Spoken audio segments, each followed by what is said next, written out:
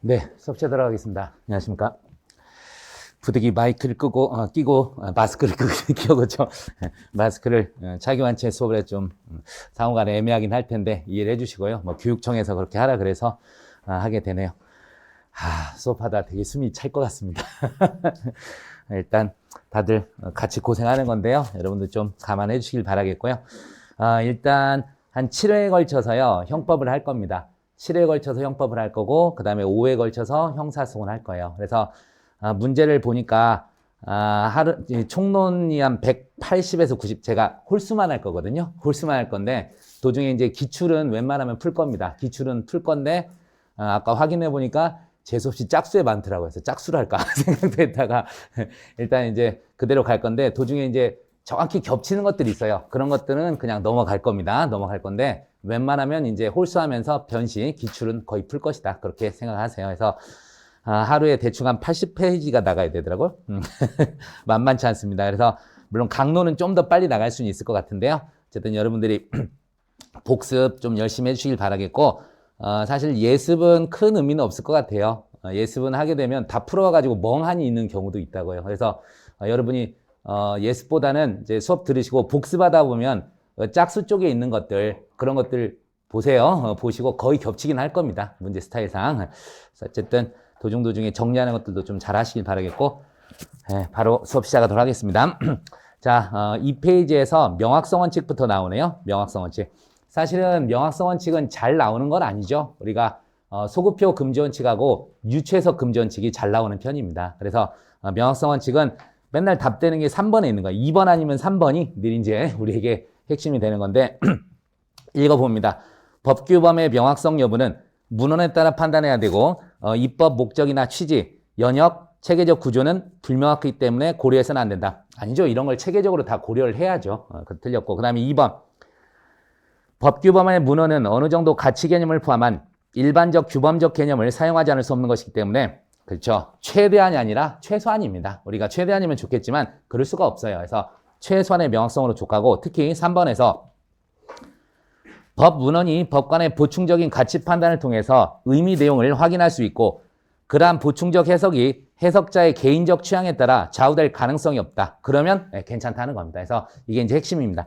항상 2번, 3번을 같이 외워두시면 좋겠습니다. 그리고 4번에서 당해 처벌법규의 보호법익과 금지된 행위 및 처벌의 종류와 정도를 법관이 아니죠. 우리는 명확성 하려면 어떻게 해요? 일반인이 알 수 있을 정도가 돼야죠. 그래서 일반인이 알 수 있을 정도로 규정을 해야 됩니다. 그렇죠. 우리가 이제 일반 예방주의에서 핵심이 죄형법정주의, 명확성하고 성문법주의 이런 쪽이에요. 그렇기 때문에 일반인이 알아야 예방이 되죠. 법관이 하려면 법관이 잠재적 범죄자입니까? 그럴 필요 없죠. 그다음에 5번에서 법률 규정이 다소 불명확한 경우에 보다 구체할 가능성이 있다면 명확성 원칙에 반한다는데 이건 아까도 얘기했지만 최대한이 아니에요. 우린 최소한의 명확성만 갖추면 충분하기 때문에 그것까지 요하지는 않습니다. 됐고, 자 이제 3번 한번 가서 보겠습니다. 3번 옳은 거.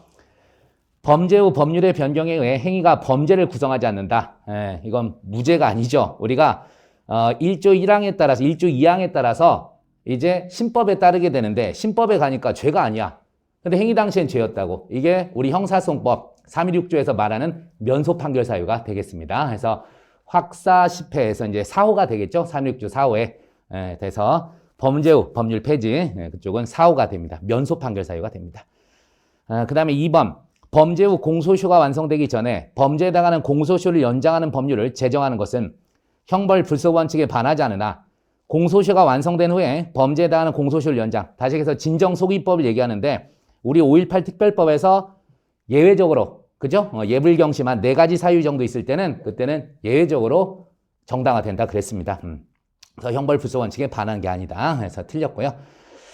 자, 그 다음 3번에서 가폭법, 사회봉사명령. 이게 이제 특이한 거죠. 우리가 한 번만 그래도 정리는 하고 가봐야 될 것 같은데.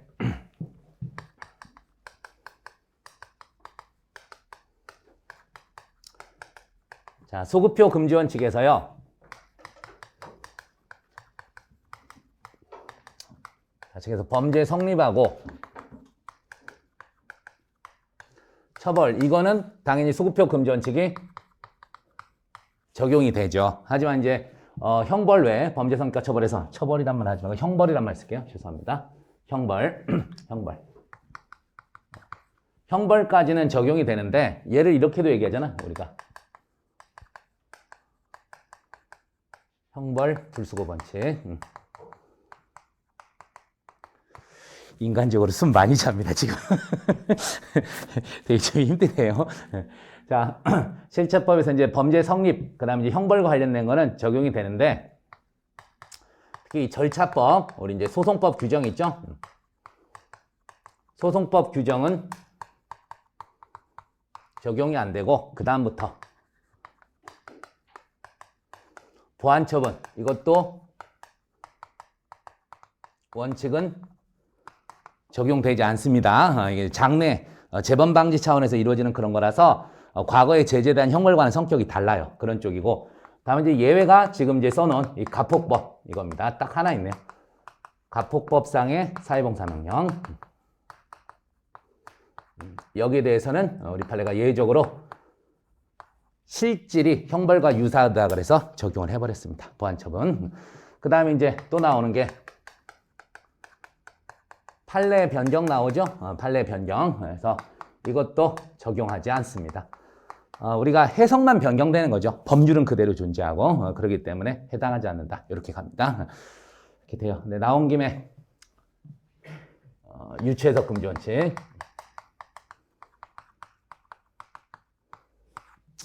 자, 이쪽을 가보면 여기는 다 적용됩니다. 원칙적으로. 실체법 당연히 적용되고, 이제 절차법에서 이게 좀 나눠지죠. 절차법에서 이제 소추 조건 관련된 거. 여기에 대해서는 적용이 됩니다. 근데 소추 조건 외에 순수한 어떤 소송법적 사실 이런 쪽에서는 적용되지 않는다. 이렇게 생각을 하시면 돼요. 그래서 이 정도만 쓰면 돼요. 나머지는 이제 다 적용이 됩니다. 어쨌든 특히 이제 차이점이 이 부분 소추 조건 이런 거 불리하게 해버리면 안 되죠. 그래서 대표적으로 유명한 사례가 뭐예요?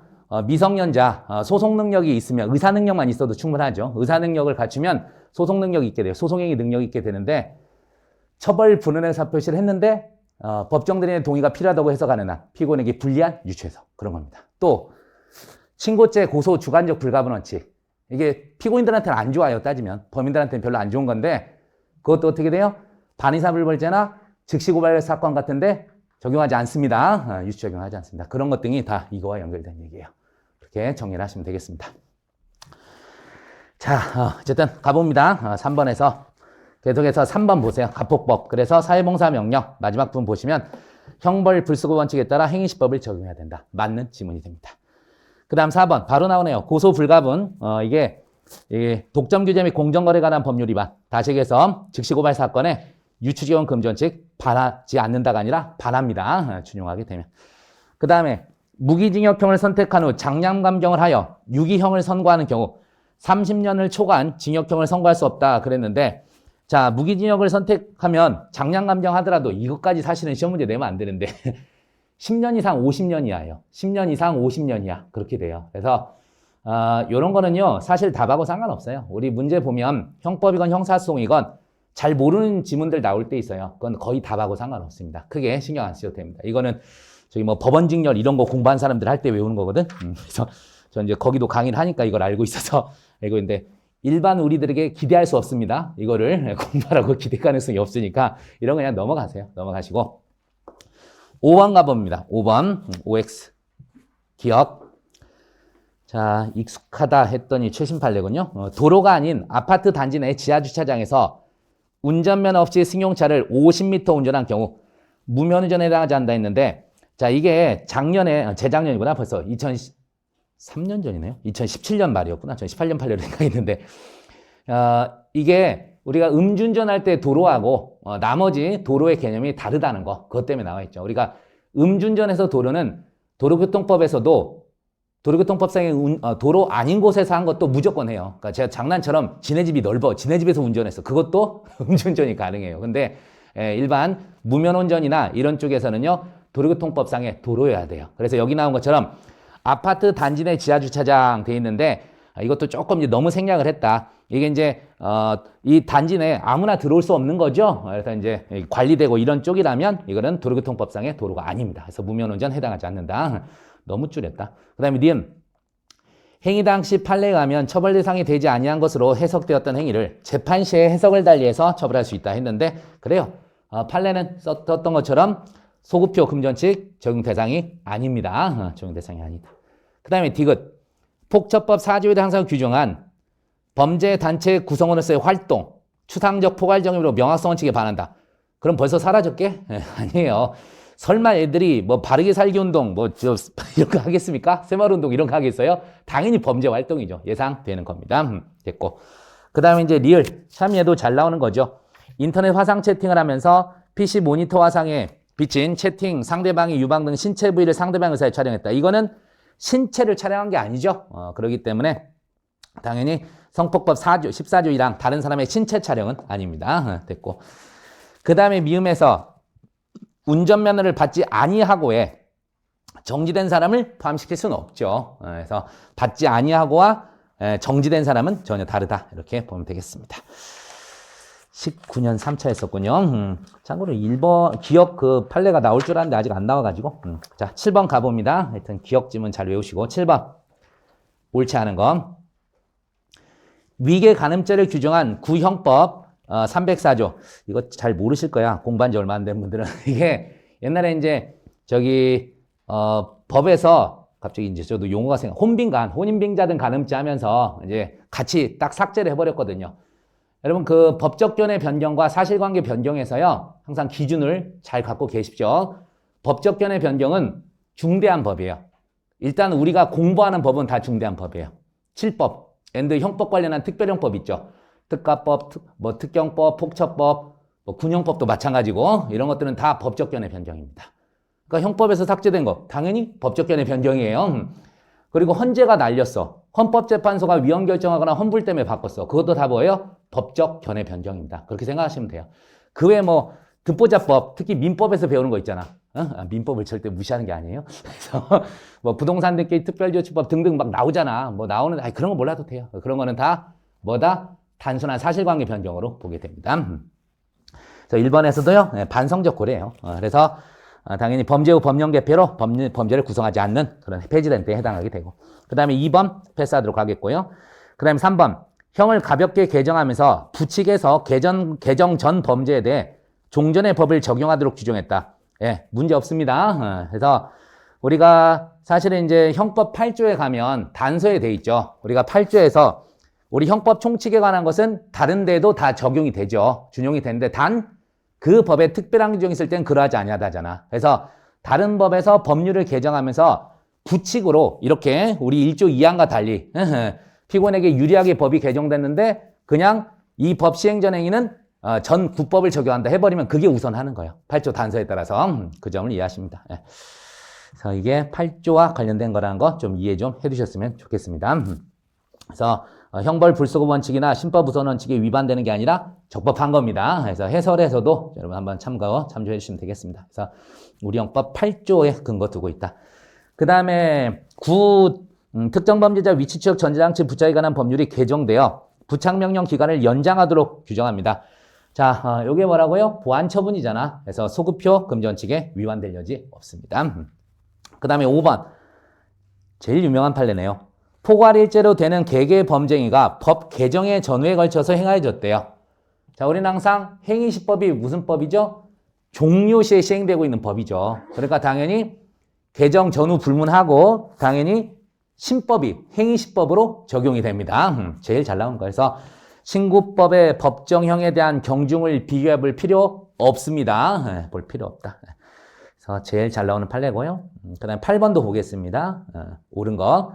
소급표 금지죄. 그러니까 가폭법이 바로 나오겠지. 가에서 형벌 그 자체가 아니라 보완 처분의 성격을 가지고 있으므로 형벌 불소분 적용되지 않는다. 틀렸습니다. 적용됩니다. 그 다음에 그래 이거가 아까 쓰다가 뭐가 없었다 했더니 얘였구나. 대법원 양형위원회 양형기준. 이게 대외적 법률 효과 있는 대외적 구속력 있는 게 아니에요. 그래서 이건 당연히 형벌 불소급책의 적용 대상인 법률의 변경이 아니에요. 그래서 당연히 적용되지 않습니다. 그래서 법률을 소급하여 적용한 것을 볼 수 없다. 그렇습니다. 괜찮아요. 그 다음에 자, 유리한 거는 소급 적용해 주잖아. 그래서 아버지를 아버지라 부르지 못했다 하지라도 어떻게 된다? 인지를 하게 되면 아버지를 아버지라 부를 수 있게 해줍니다. 그래서 출생시로 소급해서 친족상도례, 인적처벌 조각사유 적용할 수 있다. 그래서 틀렸습니다. 친족상도 규정 미치지 않는다가 아니라 미칩니다. 그 다음에 과거에 이미 행한 범죄에 대해 공소시효를 정지시키는 법률이라 하더라도 그 사유만으로 형벌 불소원칙이 언제나 위배되는 건 아니다. 그렇죠. 그래서 통상 부진정 소급입법은 원칙적으로 공익이 거의 크고요. 그 다음에 진정일 때는 아까 얘기했던 예불경심 그 4가지 사유에서는 예외적으로 허용이 되는 게 되겠죠. 그 다음에 행위 당시 판례 넘어가겠습니다. 반하지 않습니다. 자, 9번 갑니다. 옳지 않은 건 짝지어진 것은. 아이고 이런 걸 내고 그래. 옛날이니까 이런 게 보이는군요.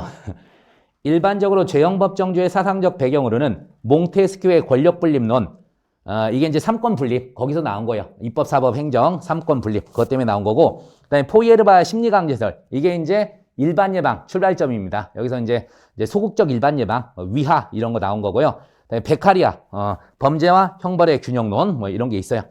사람 이름 갖고 장난 안 치니까 걱정 마시고 이런 거 우리 시험엔 지금 안 낼 겁니다. 이게 형사정책 문제예요. 형사정책 문제인데 교정학이나 하면 될까?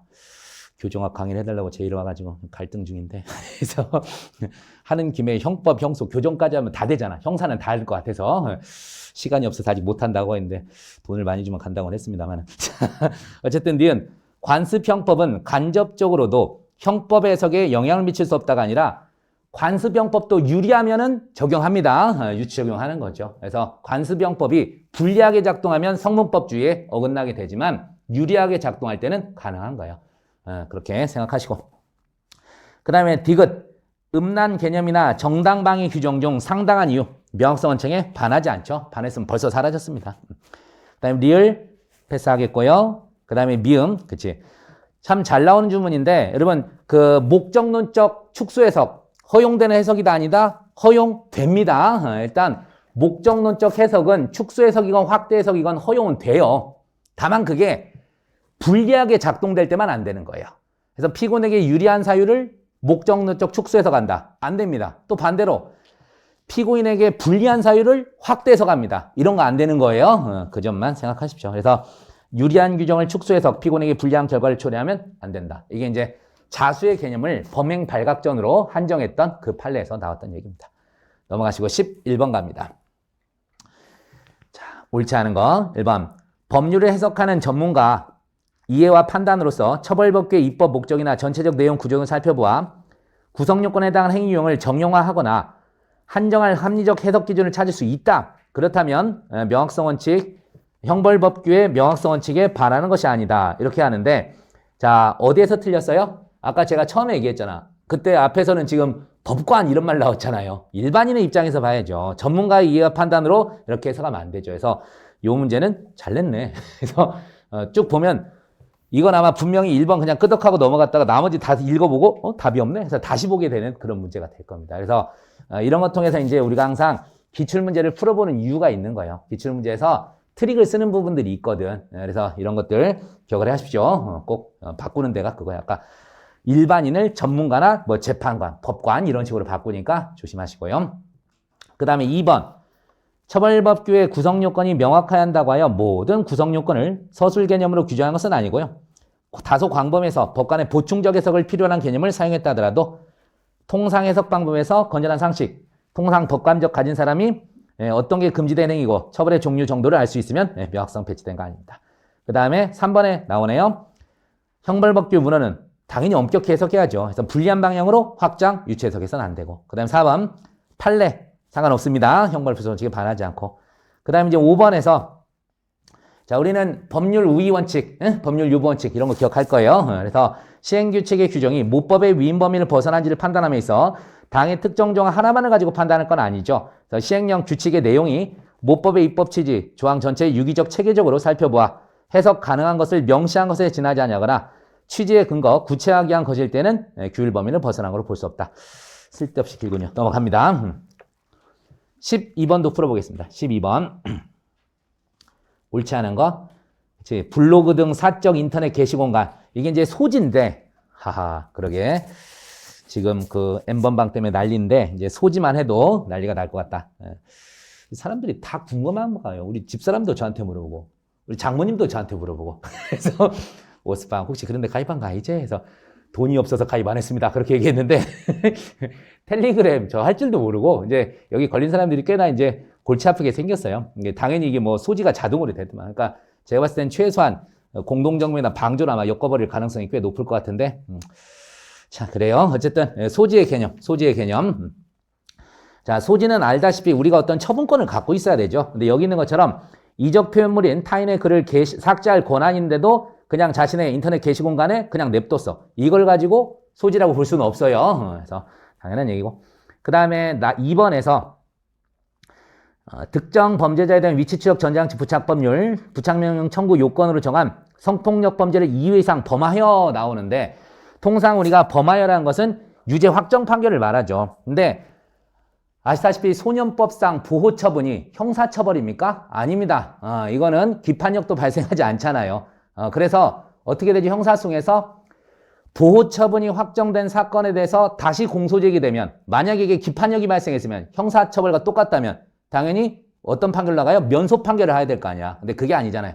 공기판이에요. 그냥 법에서 공소제기하지 말라고 돼 있을 뿐이야. 그래서 얘는 형사처분이 아닙니다. 형사처분이 아니라서 그냥 공기판으로 가. 그래서 유죄 확정 판결에 집어넣을 수 없습니다. 집어넣을 수 없고. 여러분 한번 같이 연구해서 보호처분하면 또 뭐 생각나야 돼요? 소년법상 보호처분하면.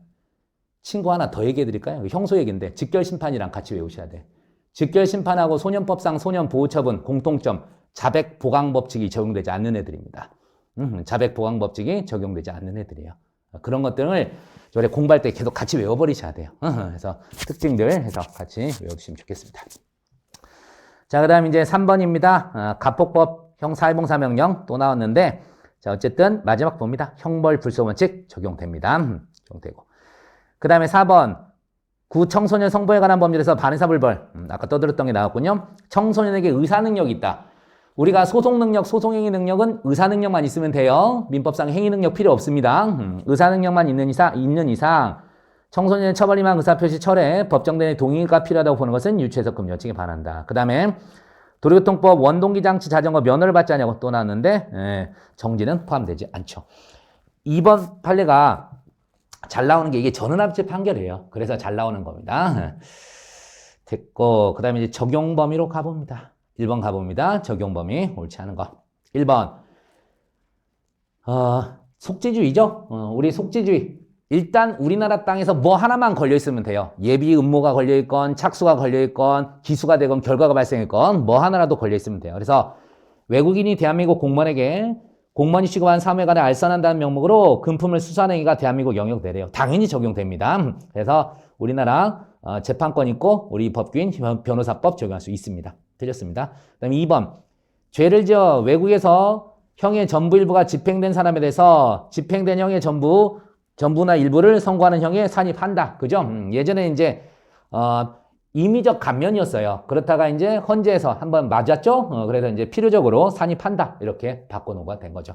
근데 이제 뭐 뒤에도 나오겠지만, 여기서 형은 유죄 확정 판결을 받을 때 형을 말한다고. 미결구금 일수 넣어준다, 안 넣어준다? 안 넣어준다는 게 최근 판례 입장입니다. 미결구금 안 넣어준다. 3번. 미국인 갑이 일본에서 중국 국적 미성년자 A를 영리 목적 매매했는데 자 우리 세계주의가 명문으로 규정된 게 약치, 유인, 인신매매죄입니다. 약치, 유인, 인신매매 그게 세계주의가 명문으로 있는 거죠. 해석상 인정되는 게 2개가 더 있습니다. 그러니까 세계주의는 딱 3개 있어요. 하나 더 뭐다? 통화에 관한 죄예요. 5조하고 207조 사망하고 연결돼서 5조가 이제 내외국통 유문인 있잖아요. 외국에서 외국인이 5조에 기재한 채 그거고 207조 사망이 외국통용 외국통화 위변조거든. 이게 어우러지다 보니까 미국 놈이 중국 가서 러시아 화폐를 위조하건 러시아 놈이 미국 가서 일본 화폐를 위조하건 다 우리 형법 적용할 수 있어요. 결론적으로 그렇게 가시고 그 다음에 하나 더 민항기 납치 사건. 이 3가지가 세계주의가 적용이 됩니다. 근데 옛날에 맨날 2개가 나왔는데 이제 명문 규정이 들어왔기 때문에 이게 이제 나오고 있는 거예요. 약치, 유인, 인신매매 꼭 좀 기억해 두시고요. 자, 그 정도 하시면 되겠습니다. 그리고 4번 포괄일죄에 관한 기존 처벌법규에 대해 표현 형량 관련한 개정을 하는 경우가 아니라 애초에 제가되지 아니하던 행위를 구성요건의 신설이래요. 신설. 그럼 이건 뭐예요? 소급표 금전칙이 적용돼야지. 그래서 포괄일죄 처벌 대상으로 삼는 경우에는 신설된 포괄일죄 처벌법규가 시행되기 이전 행위에 대해서는 신설된 법규를 적용하면 안 돼요. 이게 어떤 거였냐면 2010년 말에 상습 강간, 강제추행이 형법에 들어옵니다. 들어오게 되는데 그 이전에 아무리 상습으로 강간 등을 범했더라도 거기를 적용할 수가 없다는 거예요. 그 이전 행위는 그냥 뭐가 돼요? 각각의 강간죄의 실체적 경합이 되죠. 대신에 역시 그 당시 소추 조건이 있었습니다. 강간죄에 대해서 이제 비친고죄, 친고죄 이렇게 나눠졌는데 강간죄는 친고죄였고요. 강간치상 등이 이제 비친고죄였는데 그것도 따라가는 거예요. 국법에 따라서. 그래서 불리한 듯 했지만 결국 소추 조건이 따라 붙었던 그런 경우가 있었습니다. 그래서 이해하시고요.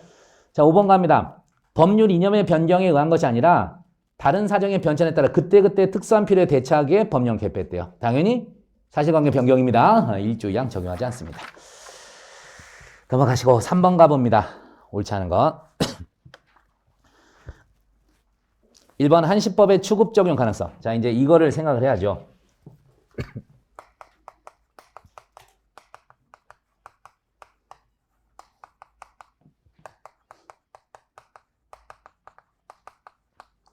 이게 같은 말인데 달리 나올 수가 있어요.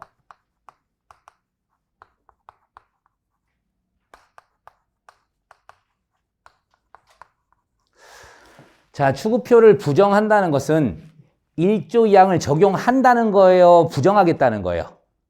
추구표를 부정하겠다는 거는 한마디로 처벌 안 하겠다는 얘기잖아요. 그러니까 당연히 1조 2항 적용 긍정설입니다. 이게 긍정설이에요. 긍정설. 긍정설이고 그 다음에 추구표 긍정설은 당연히 추구표 인정한다는 건 옛날 법에 따라 처벌하겠다는 얘기잖아요. 그러니까 당연히 1조 2항이 적용되지 않는다는 입장입니다. 아시겠죠? 그리고 결론적으로 이게 동기설에서 법적 견해 변경을 얘기하는 것이고요. 그 다음에 이게 단순한 사실관계 변경을 의미하는 겁니다. 사실관계 변경. 됐죠? 이게 다 같은 얘기예요. 이거를 다양하게 물어볼 수가 있으니까 의미를 좀 이해하시면 되겠습니다. 그래서 외우려고 하지 말고 이해를 부탁드리겠습니다. 자, 됐고요. 그래서 한번 보겠습니다. 1번 지문 보면 한시법의 추급 적용 가능성에 관한 견해 중 동기설에 따르면 한시법의 제정과 폐지에 대한 입법자의 동기가 법률 이념의 변경에 의한 경우라면 행위자에게 불리한 추급표는 부정돼야 되지만 그러네. 사실관계 변화에 기인한 경우라면 추급표는 인정된다. 이해되죠? 이 관계를 이해하시면 돼요. 그 다음에 2번 판례, 법원성을 갖지 않는다고 이해하면 피고인에게 불리하게 변경된 판례의 소급표가 가능하다. 이런 말 나오는데 자, 판례에 법원성을 갖지 않는다 하게 되면 당연히 소급표, 판례 소급 적용이 이제 가능하다. 이런 얘기가 나오는데 그래요. 우리는 해석이지 법률 규범은 그대로 존재하고 해석론만 변경되는 거예요. 그래서 법원으로 보진 않습니다. 그렇기 때문에 당연히 소급 적용 가능하다는 입장이에요. 말 괜히 어렵게 써놨는데 그냥 우리 일반적 생각이에요. 그렇게 생각하시고. 그 다음에 3번. 형을 종전보다 가볍게 형벌법규 개정하면서 부칙에서 개정된 법 시행 전의 범죄에 대해서는 종전 형벌법규를 적용하도록 규정하는 거. 형벌 불소 원칙에 반하지 않지요. 반할 수가 없죠. 그래서 이 부분은 아니고요. 그 다음에 4번. 형법은 대한민국 영역 밖에서 인신매매. 당연히 외국인한테 적용합니다. 세계주의가 다시 한번 나왔고요. 그 다음에 포괄일죄. 법 개정 시행 전에 거쳐 이루어지다. 또 나왔군요. 법정형 경중 비교하면 안 돼요. 그냥 신법이 행위시법으로 적용이 됩니다. 됐습니다. 넘어가 봅니다. 가보시고. 참고로 지금 여러분 수업 들을 때 해설 같이 딸린 거 보고 계신가요? 그렇게 되면 실력이 별로 안 늘 텐데 웬만하면 해설선 옆에 놓고 그냥 문제 있죠? 문제만 있는 걸 보시는 게 좋을 것 같은데 그냥 보다 보면 답이 다 보이잖아. XX 막 해서 제가 그걸 뺐으면 했는데 이걸 넣어놔가지고 하여튼 뭐 출판사 재량이니까 제가 뭐라고 할 수는 없었습니다만은 물론 저는 보면서 해도 돼요. 보면서 해도 되는데 여러분은 딱 안 보는 지문, 모르는 지문인 것처럼 하면서 빨리 한번 읽는 게 좋을 것 같아서 말씀을 드린 겁니다. 근데 뭐 복습할 때 다시 푸셔도 되는 거고요. 어쨌든 우선은 뭐 알아서 하십시오. 알아서 하시고 자 옳은 거 5번에서 중국인이 중국에서, 인장. 우리가 이제 6조 적용하려면, 이제 외국에서 외국인이 5조 기재 이외 범죄를 저지를 때잖아요. 근데 거기에 뭐라고 돼 있어요? 5조 이외 대한민국 또는 대한민국의 국민의 법익을 침해하는 이렇게 돼 있죠. 그래서 대표적으로 개인적 법익을 얘기해요. 그래서 6조에서 말하는 것은 개인적 법익, 개인적 법익. 그러니까 당연히 뭐 인장, 문서 이런 게 다 뭐죠? 사회적 법익이잖아요. 그러다 보니까 우량법을 적용할 수가 없게 됩니다. 알겠죠? 그래서 딱 시간 없을 때는 인장, 문서 나왔어요. 그냥 적용 안 해. 이래버리면 돼요. 적용 범위에서. 반대로 통화 나오면 무조건 적용해버리면 되는 거고. 이런 것들은 하나의 팁으로 말씀드립니다. 그래서 중국에서 대한민국 국적 주식회사 인장을 위조했다. 우량법 적용할 수 없습니다. 이거는. 그 다음에 옛날이니까 간통이 나왔군요. 14년이었으니까. 이건 빼겠습니다. 빼겠고요. 자, 다만 이제 이게 간통이 아니라 뭐 사실적시 명예훼손으로 바꿔서 볼까요? 만약에 독일에서 그런 거 처벌 안 한다고 해봐. 그러면 그 나라에서 어떻게 되는 거죠? 6조 단서잖아. 범죄를 구성하지 않거나 소추조건 형 집행면제 사유가 있는 경우죠. 그렇기 때문에 우량법을 적용하지 못한다. 그런 겁니다. 그래서 이제 간통은 안 나오고요. 뭐가 나온다? 뭐 사실적시 명예훼손 이런 거나 이제 가끔 나올 수가 있어요. 근데 귀찮아서 그런지 대한민국 어떤 문제도 아직은 나온 바가 없습니다.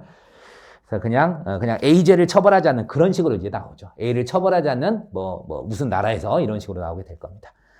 자, 이해하시고 그다음에 3번. 근데 이 사례는 근데 한국연소가 간통을 했다면 이제 형법을 적용할 수 없다 했는데 뭐였습니까? 만약에 간통죄가 살아있다는 취지에서 독일 국적의 기혼 남성이 한국에서구나. 이건 전혀 상관없네요. 한국에서 죄를 범했다면 무조건 적용하는 거죠. 이거는. 자, 그다음 3번. 외국인이 한국인과 한국에서 다른 외국인을 살해하고 공모했어. 됐어요. 우리나라 공모했잖아. 무조건 적용합니다. 그 다음 4번. 자, 부칙에서 종전 형벌법규 적용하도록 했대요. 형벌부수원칙 반하지 않는다고 계속 나왔고. 그 다음 5번. 1년 이하의 징역이나 금고에 처하도록 규정되어 있던 종전 규정을 1년 이하의 징역이나 금고 또는 선택형으로 벌금형이 들어갔네. 국법보다 경한 경우입니다. 선택형으로 들어가도 되는 거죠. 자, 그 다음 7번 가서 볼게요. 참고로 제가 기침한 코로나가 절대 아닙니다. 수업을 많이 해서 원래 기저질환자예요. 원래부터 제가 기침을 원래 수업 시간에 좀 많이 하고 그렇습니다. 이해하시고 이번 달에도 지난주 일요일 빼고 계속 수업했습니다. 하루도 쉬지 않고. 네, 여러분 보니까 되게 좋아요. 촬영을 여러분 보면서 하잖아요. 딴 데서는 마스크는 안 쓰는데 하루 종일 없이 떠듭니다. 그래서 차라리 그냥 사람이 있는 전제로 떠들면 저 혼자 쇼도 하거든. 막 뭐라 그래서 막 하고 하는데 없는 걸 전제로 하니까 농담도 못 하겠고 지겨워 죽겠더라고. 그래서 막 얘기하다가 힘들어서 그런데 농담 좀 하겠습니다. 이런 얘기하고 정말 괴롭습니다. 진도는 잘 나가더라고. 보강 없이 다 끝났어요. 그래서 오히려 뒤에 이제 천천히 얘기하고 막 자세히 설명돼주고 그랬어요. 대신에 수업 듣는 사람들은 무지 따분했을 건데 예.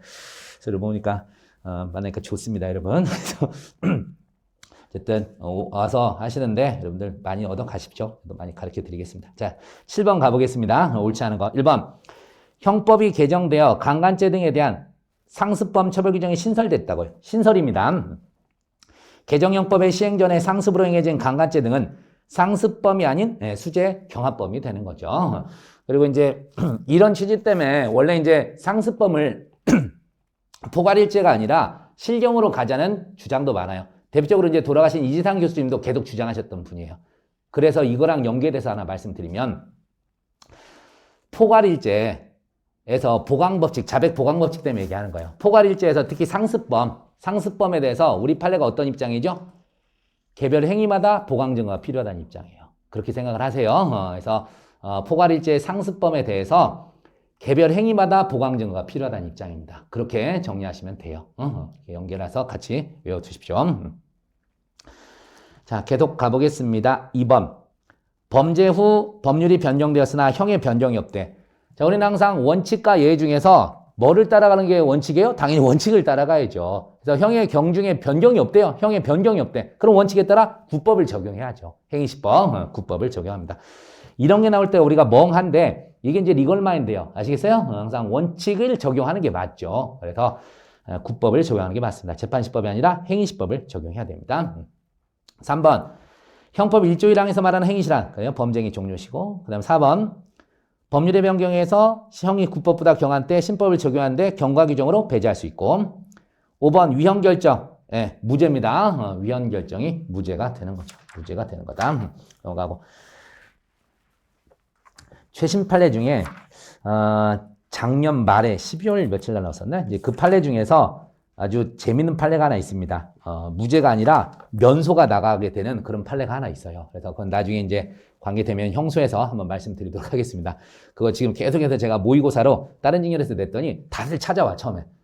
무죄 아니에요? 너의 무지의 소치를 얘기 좀 하면서 계속 얘기했는데 최신 판례 때 그렇게 강조를 해 또 틀리냐? 하면서 뭐라고 하고 있는데 그런 좀 특이한 판례가 하나 있습니다. 특이하다기보다는 당연한 건데 궁금하죠? 얘기를 해드릴게. 나중에서 까먹고 안 할까봐 말씀드린 김에. 자, 일단 보시면 A제에 대해서 간통을 합시다. 간통죄였었으니까. 간통죄에서 이제 1차 합헌이었고 2차 합헌 그다음에 이제 3차에서 이제 위헌이 나왔었죠. 자, 알다시피 우리가 헌재법 신설에 의해서 합헌 결정이 있었던 날에 다음 날까지만 소급 무효가 되죠. 소급 무효. 이렇게 소급 무효가 되는데 이 사건은 뭐였냐면요. 여기에서 유죄 확정된 거예요. 여기서 이제 갑이 유죄 확정이 됐어요. 간통으로 유죄 확정이 됐다고. 소급 적용 범위 내에 있다 없다? 없습니다. 없는데 이것 때문에 들어온 게 아니라 위헌 결정이라서 재심에 들어온 게 아니라 다른 사유 때문에 갑이 지금 이 간통 유죄 확정에 대해서 재심 청구가 들어온 거예요. 그래서 재심 청구가 들어오고 재심 개시가 된 거예요. 그래가지고 판단을 해보는데 자 보니까 이 사람 어떻게 해줘야 될까요? 재심 들어왔는데 애석하게도 소급 적용 범위에 들어있었으면 당연히 이거 뭐가 돼요? 재심 들어왔을 때 무죄를 때려줘야 되잖아. 근데 그게 아니야. 소급 적용되는 사례는 아니고요. 이제 해서 재심 개시 결정에서 심판을 딱 하려고 그랬는데 법률이 폐지된 상황이에요. 그러니까 어떻게 해야 돼요? 면소 판결해줘야 돼요. 여기서는. 그래서 무죄로 가는 이런 사례가 지금 아니에요. 그래서 이 사람 물론 이제 다른 무죄 사유가 있었으면 무죄를 했었을 건데 다시 유죄를 선고할 수밖에 없는 그런 상황이었어요. 그래서 다시 정리합니다. 여기서 간통으로 유죄 확정됐는데 여기서 재심 들어왔어요. 재심을 들어왔었는데 판단해 보니까 다시 유죄야. 다시 유죄예요. 재심 사유는 있었지만 유죄 판결하는 게 맞아. 유죄 판결 딱 때리려고 그러는데 법률이 어떻게 돼 있어요? 폐지됐잖아. 위헌 결정으로 사라진 것은 법적견의 변경이에요. 그러니까 당연히 어떻게 돼요? 면소 판결을 선고하게 됩니다. 이때는. 아시겠죠? 그래서 우리가 내도록 맨날 나온 건 여기 거 나왔잖아. 여기서 소급 적용되는 사람이 이거 가지고 재심 들어왔잖아. 그럼 당연히 무죄죠. 당연히 무죄인데 이 사례는 아니야. 그래서 잘 좀 알아두세요. 그래서 저 사례는 아마 반드시 내년에는 시험에 나올 겁니다. 무조건 나올 거예요. 저거 말고도 재심 관련해서 판례가 하여튼 작년에 많이 어려운 게 많이 나왔어요. 또 하반기에 꽤 괴로운 게 많이 나왔어요. 그래서 여러분들 재심 쪽은 좀 살펴보셔야 될 것 같습니다. 그때 가서 얘기하도록 하겠고요. 계속 가봅니다. 9번 지금 볼 차례죠. 9번에서 형법의 적용 범위 옳지 않은 거. 1번 2조는 대한민국 영역 내에서 죄를 범한 내외국인 적용한다 했는데 공모지 당연히 맞고요. 그 다음에 2번 한국인 사업가 갑이 도박죄를 처벌하지 않는 라스베가스에 있는 호텔 도박장에서 상습으로 도박을 합니다. 그 나라에선 처벌하지 않겠지. 우린 속인주의라서 당연히 대한민국 형법을 적용 처벌할 수 있고요. 그 다음에 3번 중국인 갑이 미국 공항에서 일본인 A를 살해하기 위해 총격을 가했는데 A는 총상을 입고 이륙 직전에 대한민국 국적의 항공기내로 피신했는데 항공기 안에서 죽었어요. 자, 이게 바로 뭡니까? 우리 기국주의 있죠. 대한민국 국적의 선박 또는 항공기 내에서, 그죠? 외국인이 죄를 범했을 때입니다. 외국인이 죄를 범했을 때 이런 거죠. 맞잖아. 외국인이 우리나라 국적 항공기 내에서 결국은 결과 발생을 시켰죠. 그렇기 때문에 4조가 적용이 되는 거예요. 요건 예전에 사법시험에서 나왔었던 지문입니다. 이걸 갖다가 지금 우리 모고에서 쭉 내놨는데요. 이해 좀 해주십시오. 어차피 4조가 속지주의 연장이에요. 속지주의 확대 적용이기 때문에 결과만 발생해도 당연히 적용받게 되는 겁니다. 그리고 이 귀국주의를 물어보면 대부분 대한민국 국적 선박 항공이네. 그건 알아. 외국에서 대한민국 국적 선박 항공이네라는 건 아는데 누가 범한 거요? 물어보면 대답을 잘 못하는데 외국인한테 적용되는 겁니다. 외국인한테. 내국인이면 그냥 우리 3조를 적용하든 하면 되죠. 그래서 외국인한테 적용하는 거다. 이해하시고. 자, 4번 캐나다 시민권자. 아이고, 사문서 위주했군요. 어디에서? 캐나다에서. 우리 형법 적용할 수 없습니다. 외국에서 외국인이 문서 인장에 관한 죄 저지르면 우리 형법 적용하지 못합니다. 그 다음에 5번. 일본인 대학생 갑이 독일 프랑크푸르트에 소재한 유스 호스텔에서 한국인 대학생에게 국제 학생증을 절취했습니다. 6조 적용되잖아. 개인적 법익입니다. 절도는 외국에서 외국인이 우리나라 국민에게 개인적 법익에 관한 죄를 범했기 때문에 6조가 적용됩니다. 다행인 것은 예전에 이제 사시에서 어렵게 나온 것처럼 몇 조 적용 막 이렇게까지는 지금 안 내고 있어요. 근데 그것까지 되면 상당히 좀 괴롭긴 할 텐데 우선은 좀 뭐 연습은 좀 하십시오, 여러분. 몇 조에 따라 어떻게 된다. 딱딱 적용을 꼭 하시기 바랍니다. 자, 11번 가보겠습니다. 11번. 옳지 않은 건. 캐나다 시민권자인 갑은 캐나다에서 위조 사문서를 행사, 피해자들로부터 투자금을 교부받더라도 선물시장의 투자에 운용할 의사나 능력이 없었음에도 캐나다에 거주하는 대한민국 국민의 A를 포함한 9명에게 투자금을 맡기면 선물시장의 투자를 운용하겠다. 기망 7월 30일부터 7월 13일까지 합계 4억 원을 직접 또는 현지 은행 계좌로 수령, 편취를 합니다. 검사는 갑을 대한민국 법원에 기소합니다. 아시다시피 우리나라 국민에게 사기를 쳤네요. 캐나다인이 캐나다에서. 1번 갑니다. 공소사실 중 갑의 A를 기망하여 캐나다에서 직접 또는 현지 은행 계좌로 투자금을 수령한 부분은 외국인이 대한민국 영역에서 대한민국 국민에 대해 범죄를 저지른 경우에 해당한다. 6조 적용 대상 받고. 그 다음에 2번. 6조 본문에 의해 한 줄 밑에요. 우리 형법이 적용되지만 같은 조 단서의 행위지법률에서 범죄를 구성하지 않거나 소추형 집행을 면제할 경우에는 우리 형법을 적용하여 처벌할 수 없고 이 경우 형법 관련된 거죠? 엄증입니다. 엄증. 자, 오랜만에 한번 정리해 볼게요. 원래 형법 관련된 거는 다 엄증이죠. 엄증의 대상인데 예외적으로 자증이 되는 경우가 있어요. 세 가지를 거꾸로 외우시면 됩니다. 형법 관련 사안 중 자증의 대상 세 가지입니다. 일단 위법성 관련해서요. 형법 제310조 있고 크게 쓸게요. 형법 제310조 이게 뭐예요? 명예훼손죄 위법성 조합사유.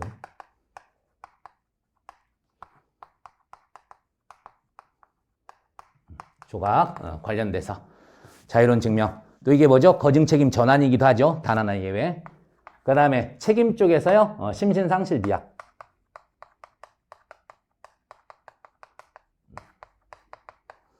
그 다음에 세 번째 형벌 쪽에서요. 몰수 추징.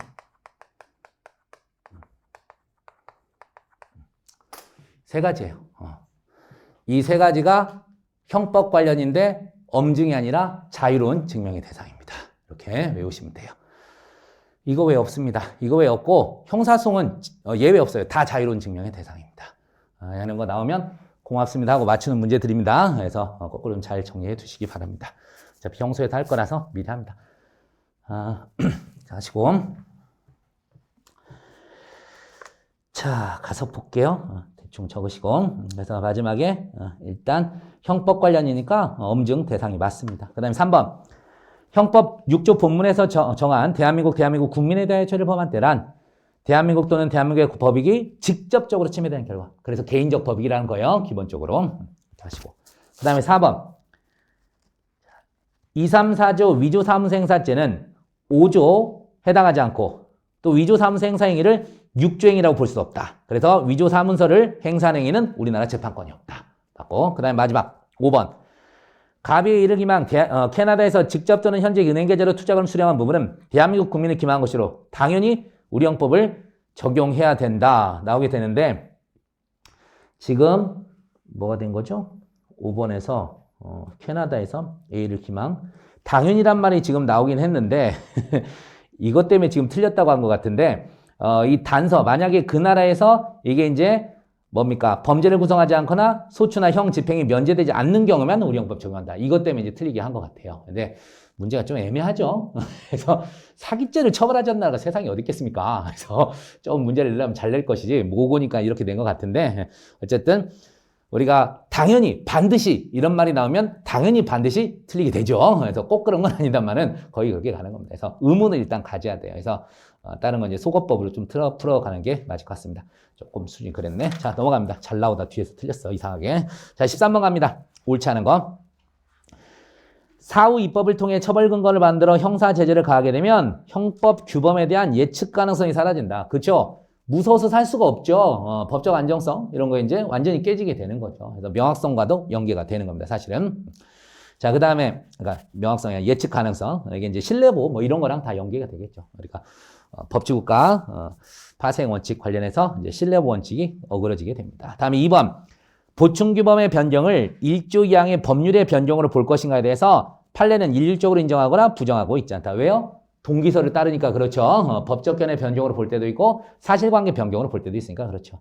네, 가폭법 넘어갈게요. 소급 적용 허용되지 않은 거 맞고. 그 다음 4번 군형법 나왔는데 그냥 신경도 쓰지 마세요. 군형법도 형법이에요. 법적견의 변경입니다. 법적견의 변경이라서 1조 2항 법률의 변경으로 볼 수 있습니다. 볼 수 있고.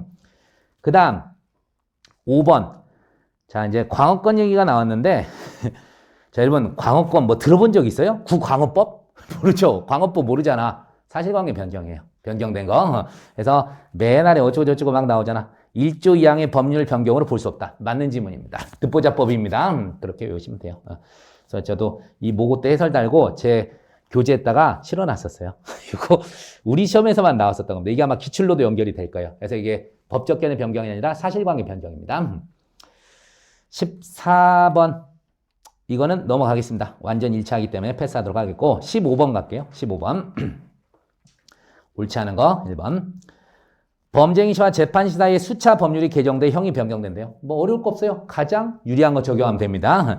그래서 전부의 법률을 비교하여 가장 형이 가벼운 법률을 적용한다. 맞는 지문이고요. 그 다음 2번 형벌에 관한 법률 또는 법률 조항은 헌법재판소 위헌 결정으로 소급하여 효력을 상실하지만 해당 법률 또는 법률 조항에 의하여 종전으로 합헌으로 결정된 사건이 있는 경우 합헌 결정이 있은 날에 다음 날로 소급하여 효력을 상실한다. 아까도 얘기했었죠? 우리가 이제 헌재법 이게 이제 개정되면서 그렇게 나왔던 겁니다. 헌재법 사실조 사망이죠. 이제 간통죄 위헌 나오기 전에 이 법이 먼저 바뀌어 버렸어요. 그래서 우리가 딱 보고 아하 이거 간통 위헌 나오겠구나 그걸 했었죠. 간통죄로 처벌받은 사람이요 30만 명이 넘는데요. 만약에 그걸 일률적으로 아까 여기서 전부에서 다 날려버리면 30만 명이 전부 재심 들어올 거 아니에요. 형사보상 받으려고 다 들어올 거라고. 그리고 돌아가신 분도 유족이 당연히 신청을 하겠죠. 그러면 전국 법원이 마비가 돼버리죠. 그런 것 때문에 법률을 서둘러서 만들어버렸던 거예요. 소급 적용을 막아버린 거예요. 재심을 막으려고 그렇게 간 겁니다. 이해하시고. 자, 13번 갑니다. 옳지 않은 거 1번. 아니, 13번이 왜 나와? 죄송합니다. 빽하면은 싫죠. 자, 그래서 일단 15번에서 2번 받고 3번. 대한민국 국민이 아닌 사람이 외국에서 거주하다가 그곳을 떠나 반국가 단체 지배하에 있는 지역으로 들어간 경우 외국인의 국외범 해당 국가보안법 적용되지 않는다. 대한민국 국민 아닌 사람이 외국에서 거주하다가 북한으로 들어갔대요. 다시 해서 중국 사람이요? 중국에서 거주하다가 북한 들어갔대요. 우리 국가보안법 처벌해요? 말도 안 되는 얘기죠. 적용할 수 없습니다. 이해를 하시기 바랍니다. 그래서 국가보안법 적용하려면 최소한 우리나라에서 출발을 하던가 우리나라 사람이던가 외국에서 다이렉트 들어갈 때 우리나라 사람이던가 해야 돼. 그래서 외국 사람이 외국에서 다이렉트로 북한 들어간 건 처벌할 수가 없습니다. 그 점 이해하시고요. 그러니까 이게 원래 이제 송도일 교수 사건인데 그 양반이 우리나라 국적을 가진 상황에서 소독에서 북한을 들어갔어요. 그때는 국가보안법을 적용할 수가 있었겠죠. 우리나라 국적을 가진 상태였어. 근데 그 뒤에 우리나라 국적을 상실하고 독일 국적을 가진 상태에서 북한을 들어가 버렸어요. 독일에서. 이때는 처벌할 수 있다 없다? 처벌할 수 없어요. 우리나라 국가보안법 적용되지 않았던 그런 사례입니다. 근데 어쨌든 그냥 생각하세요. 중국 사람이 놀러 북한에 갔어. 국가보안법 적용해요? 말도 안 되는 얘기죠. 이해하시면 됩니다. 그 다음에 4번 나왔죠. 중국인이 중국에서 아이고 또 여권 발급 신청서를 위조했네. 사문서입니다.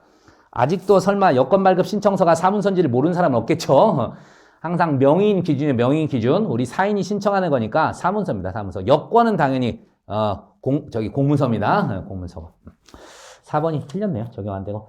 도박죄 넘어갈게요. 신정환을 생각하십시오. 넘어갑니다. 유일하게 복귀 못하고 있죠? 가지고 자 16번 옳지 않은 거 16번도 볼게요. 이거는 사실은 오히려 더 헷갈렸었던 거예요. 월 판례하고 원 판례하고 좀 다른게 이걸 문제를 출제해 버렸거든요. 그래서 이제 우리 이론적인 거를 이제 물어봤던 건데 그래서 풀기가 좀 지랄 같았어. 갑은 구식품위생법 3조 규정에 의해 단란주점의 영업시간을 제한하고 있던 보건복지부 고시를 위반하여 단란주점 영업을 하다가 식품위생법 위반죄로 공소가 제기되어 재판을 받고 있던 중 위 규정의 변경 없이 보건복지부 고시가 실효되었다. 자, 어쨌든 실효가 됐습니다. 기억 1번 보겠습니다. 보건복지부 고시의 실효를 법적 견해 변경으로 보면 당연히 반성적 고려에 기인한 것으로서 갑에게 재판시법, 신법을 적용해야겠죠. 그런 거고. 자, 그 다음 2번. 형법 1조 2항의 법률을 총체적 법률 상태 내지 전체로서의 법률을 의미한 것으로 본다면, 그러니까 그 보충규범까지 포함하는 그런 법률의 규정으로 본다면 이런 뜻이에요. 1조 2항에서의 법률의 의미를 갖다가 이런 보충규범, 시행령, 시행규칙 이런 까지 다 포함한 것으로 본다면 이런 뜻입니다. 보건복지부 고시의 실효도 법률 변경에 해당하게 되는 거죠. 그 다음 3번. 보건복지부 실효를, 고시의 실효를 1조 2항 법률의 변경으로 볼 수 없다. 그러면 당연히 어떻게 돼요? 국법에 따라 처벌이 돼야겠죠. 국법에 따라. 그 다음에 4번. 보건복지부 고시 실효가 영업시간 제한의 필요성의 감소와 단속 과정에서 부작용을 줄이기 위한 정책적 필요. 이게 사실관계 변경입니다. 당연히 갑에게 행위시법을 적용하고 5번. 고시의 실효를 1조 2항 법률의 변경으로 본다면 무죄 선고가 아니라 면소라 그랬습니다. 면소로 가야 되겠습니다. 근데 어쨌든 실제 이 사안은 뭐 있었죠? 사실관계 변경에 불과한 거였어요. 사실관계 변경에 불과한 거라서 이거 일단 이게 이제 1조 2항의 법률 변경이라면 이제 면소되는데 실제 판례를 아는 사람이 오히려 불리했다니까. 원래 식품위생법 되게 잘 나오는 건데 대표적인 법적 견해 변경이에요. 식품위생법 나오면 예외 없이 전부 다 법적 견해 변경이었습니다. 그래서 이해해 두시고 17번 가보겠습니다. 외국환관리법도 제가 거꾸로 얘기했구나. 외국환관리법이 100%인데 식품위생법도 마찬가지 기억하세요. 우리가 아는 판례 중에는 다 사실관계 변경이니까 외국환관리법이 제일 잘 나오긴 합니다. 자 보세요. 기소된 갑의 재판 도중에 외국환관리법이 개정되어 갑에게 적용되는 법정형이 10년 이하의 징역 또는 1천만 원 이하 벌금에서 3년 이하의 징역 또는 2천만 원 이하의 벌금. 자 보니까 벌금형은 높아졌는데 징역형은 낮아졌네. 어떻게 된 걸로 봐야 돼요? 주형, 중한형을 먼저 비교를 하는 거죠. 그러니까 이거는 경하게 변경된 것이 맞습니다. 요것도 실제하고 좀 달리 해놨구나. 원래 외국환관리법 위반은 뭐죠? 사실관계 변경이에요. 원래는. 근데 이제 그냥 문제를 내놓은 겁니다. 일반 형의 경중을 비교할 때 선고형 아니에요. 법정형의 기준에 따릅니다. 틀렸고. 다음 2번. 형의 경중을 비교할 때 갑에 대한 형의 감경 사유가 있는 경우 감경된 형은 고려되지 않는다는데 요 문제도 사실은 조금 잘못된 그 지문이긴 합니다. 자, 제가 일단 해설은 실어놨는데요. 이거 설명을 해드릴게요.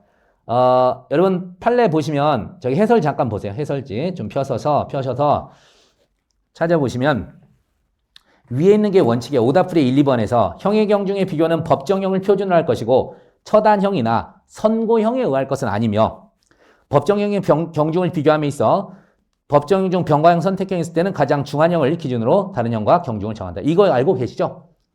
근데 밑에 그러나 가중감경 사유가 있을 경우에는 신고법 소정형의 경중을 비교하면은 각 소정의 가중감경을 한 후에 비교해야 된다.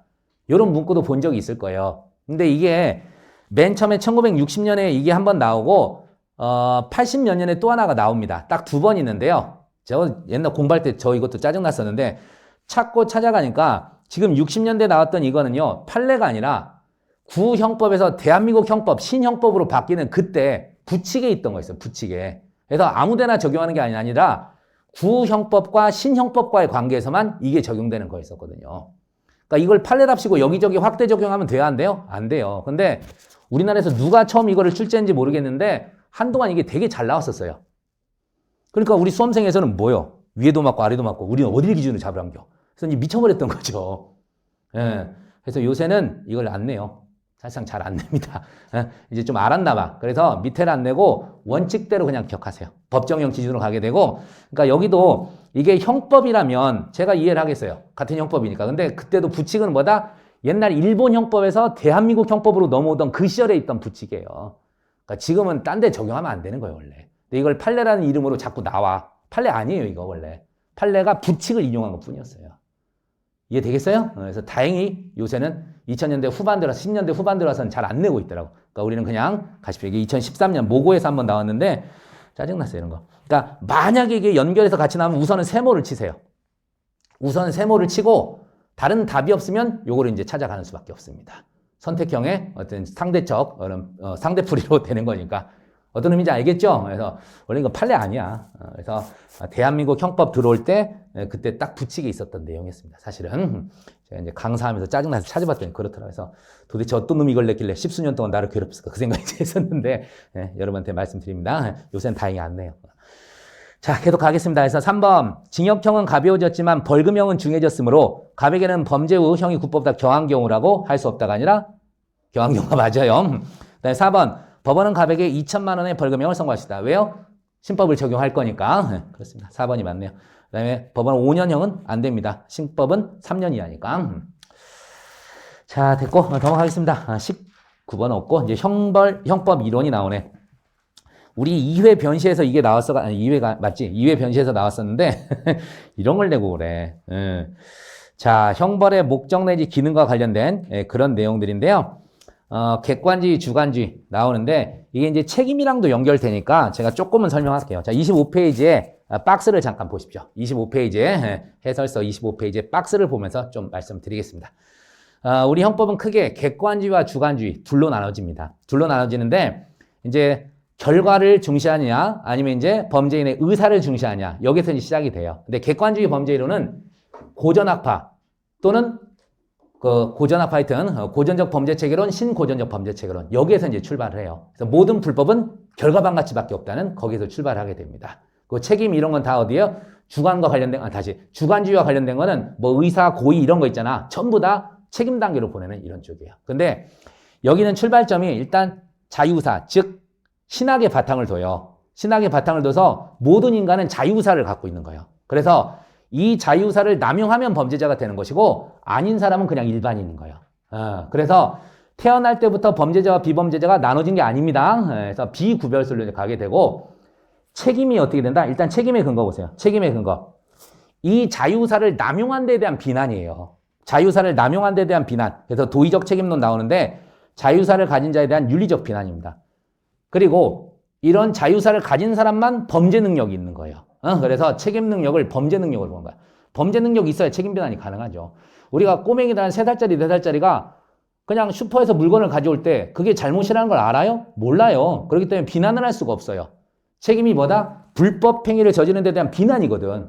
그걸 감수할 수 있는 능력이 있어야 되는 거예요. 그래서 범죄 능력 이렇게 가고. 그래서 책임 판단도 행위자가 아니라 걔가 저지른 행위예요, 행위. 행위가 대상이 되는 거다. 그렇게 알아두시고 주관주의 범죄론은 뭐예요? 야, 되는 소리라 자유사 같은 소리 하고 있네 하면서 범죄자는 DNA 자체가 또는 소질과 환경 때문에 어쩔 수 없이 범죄를 저질 수밖에 없다. 태어나면서부터 그냥 범죄자다. 결정론이에요, 결정론.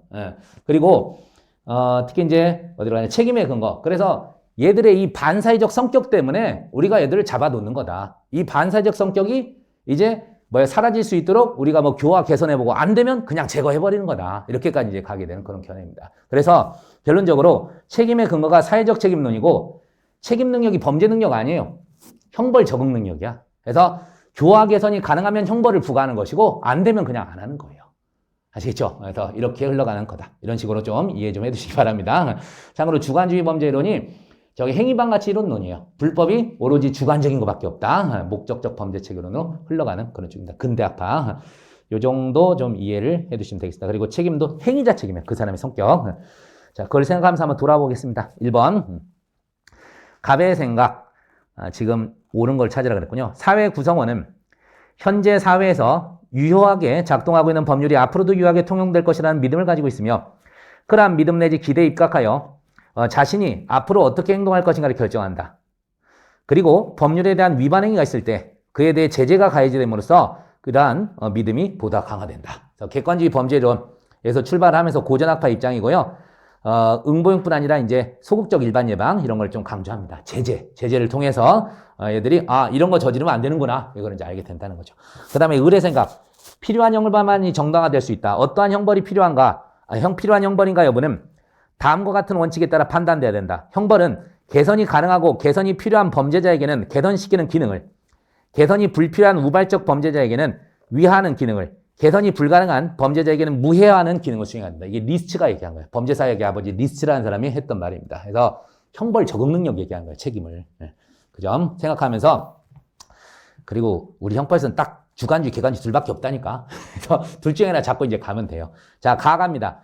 갑은 설령 동일한 행위자가 동일한 범죄를 또다시 범할 가능성이 전혀 존재하지 않은 경우라 할지라도, 자, 객관주의 범죄로는 뭐라고요? 과거에 불법을 저지른 데 대한 비난이라니까요. 그러니까 앞으로 죄를 다시 범할지 이런 거 고려하지 않아요. 얘가 재범 가능성이 있냐 없냐는 없어. 그런 거 고려하지 않고 일단 네가 잘못했으니까 종아리 걷어. 일단 맞아야 되는 거예요. 아시겠어요? 그런 의미입니다. 그래서 이렇게 전혀 존재하지 않아도 행위자를 처벌할 필요성이 인정되는 거죠. 그 다음에 을은 설령 동일한 행위자가 동일한 범죄를 또다시 범할 가능성이 전혀 존재하지 않는 경우라 할지라도 범죄가 중한 경우에는 중한 형벌을 가할 필요성이 인정된다. 아니라니까요. 더 이상 얘한테는 형벌 가하지 않아도 되잖아. 다시 죄를 범할 일이 없어요. 반사적 성격이 교화 개선된 거예요. 그렇기 때문에 형벌을 부과할 이유가 없는 거예요. 알겠죠? 이게 비판점 중에 하나입니다. 이렇게. 그 다음에 갑은 누범상습범, 이게 주관에 치우친 그런 사람들이죠. 누범상습범은 규범의 정당성을 일반 범죄자보다 수에 걸쳐 명백하게 부인했죠. 일반인들보다 가중처벌한다는 주장에 찬성하는 게 맞습니다. 일단 범죄를 더 계속 저지르잖아. 그래서 여러 번 저질렀다니까. 회초리 맞았는데 또 해. 이 새끼 봐라. 더 맞아야겠네. 이렇게 가는 거죠. 그래서 제재를 더 굳건하게 가는 겁니다. 객관적 범죄론이고. 그 다음에 을은 법원은 범죄자에 대해 부정경을 선고하고 가석방 제도를 활성화. 이게 특별 예방이잖아요. 얘 반사회적 성격이 교화 개선될 때까지 잡아놓는 거예요. 그렇기 때문에 이런 걸 통해서 석방 시기를 결정하도록 해야 된다. 이런 주장에 찬성할 것이다. 이런 내용들입니다. 됐습니다. 이 정도만 이해하십시오. 상당히 그 당시에는 충격적인 문제였습니다. 자, 범죄론 가봅니다. 범죄론. 들어갈랬더니 표정들이 보아하니 쉬었다 하도록 하겠습니다.